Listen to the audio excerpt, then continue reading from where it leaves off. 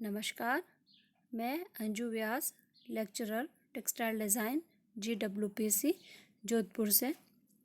आज के इस लेक्चर की श्रृंखला में मैं आपको टेक्सटाइल डिज़ाइन के सब्जेक्ट कोड TD 203 के यूनिट नंबर 5 का टॉपिक डायरेक्ट डाई के बारे में आज बताऊंगी। Direct dye definition. इस रंग द्रव्य को डायरेक्ट डाई इसलिए कहा जाता है क्योंकि यह डाई गर्म पानी में घुलनशील अवस्था में सेल्यूलोज युक्त फाइबर या फैब्रिक से सीधे संपर्क में आते हैं।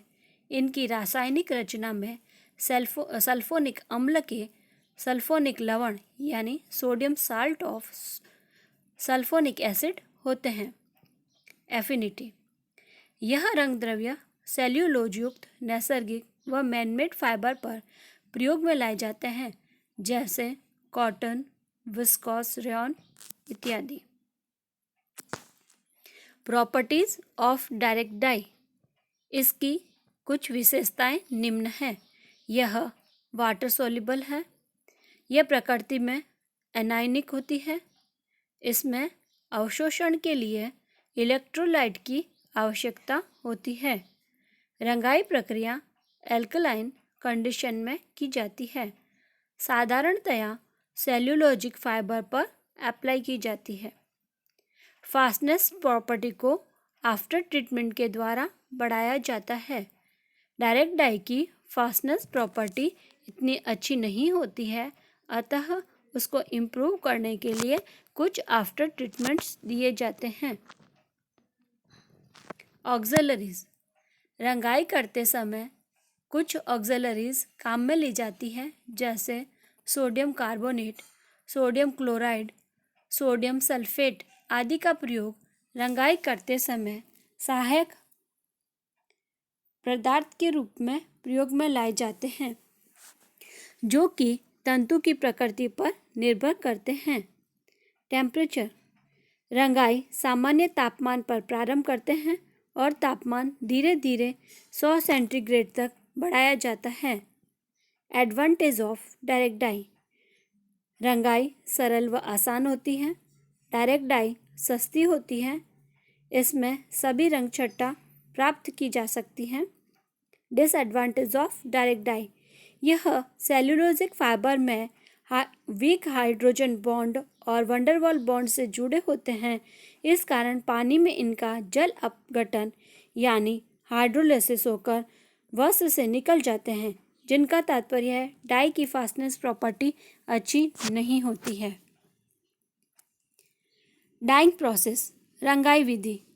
डायरेक्ट डाई से रंगाई करते समय रंग की उपयुक्त मात्रा को प्रथम ठंडे पानी में घोला जाता है, फिर गर्म पानी मिलाया जाता है, अन्यथा रंग की गुठलियाँ बनती हैं। घुले हुए रंग में सोडा एस व नमक या ग्लोबल सॉल्ट की उपयुक्त मात्रा मिलाई जाती है। तंतु सामग्री के अनुपात में पानी लेकर, जैसे 1:40, उसमें घुले हुए रंग को मिलाकर सामान्य तापमान से 100 डिग्री सेंटीग्रेड तापमान बढ़ाते हुए लगभग आधे घंटे तक उबाला जाता है। नमक या ग्लोबल सॉल्ट से पानी में घुला हुआ रंग द्रव्य अलग होकर तंतु में अवशोषित होने में मदद होती है, इसलिए इन्हें उत्सर्जक पदार्थ डाई एग्जॉस्टिंग एजेंट कहते हैं।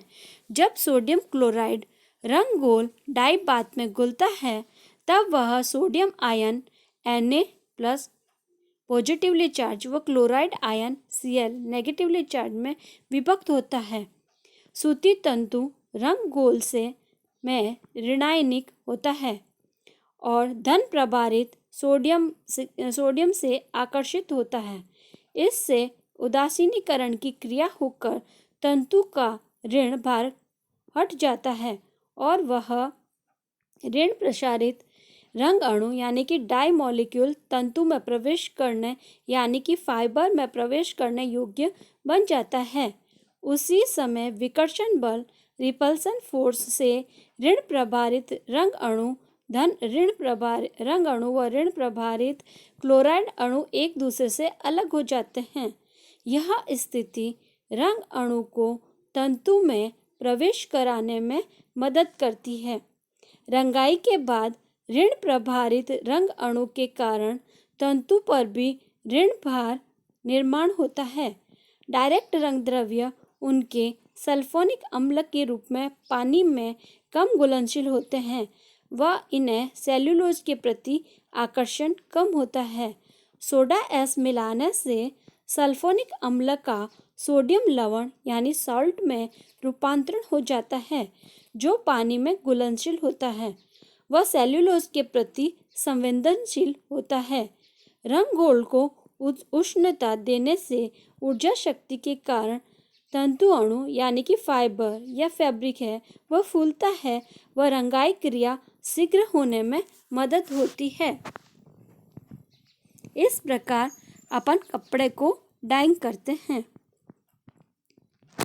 आफ्टर ट्रीटमेंट, रंगाई करने के पश्चात फैब्रिक पर कुछ आफ्टर ट्रीटमेंट्स दिए जाते हैं। डायरेक्ट रंग द्रव्य में धुलाई रंग स्थिरता के प्रति वृद्धि करने के लिए अलग अलग रंगाई पश्चात क्रियाएं की जाती हैं। यह सभी रासायनिक क्रियाएं होती हैं जिसमें वस्त्र पर रंगाए गए रंग अणु के आकार में वृद्धि होती है। वह तंतु की यानी कि फाइबर या फैब्रिक की आंतरिक रचना में डाई मॉलिक्यूल फंसा रहता है तथा धुलाई या वॉशिंग ट्रीटमेंट में वह निकलता नहीं है। रंगाई पश्चात जो क्रियाएं की जाती है वह निम्न प्रकार से हैं। मेटल ट्रीटमेंट, तांबे के लवण की रासायनिक प्रक्रिया करा के यानी कि मेटल से इसको जो ट्रीटमेंट कराया जाता है उसे डाई मॉलिक्यूल के आकार में वृद्धि होती है और कपड़े से कलर कम निकलता है।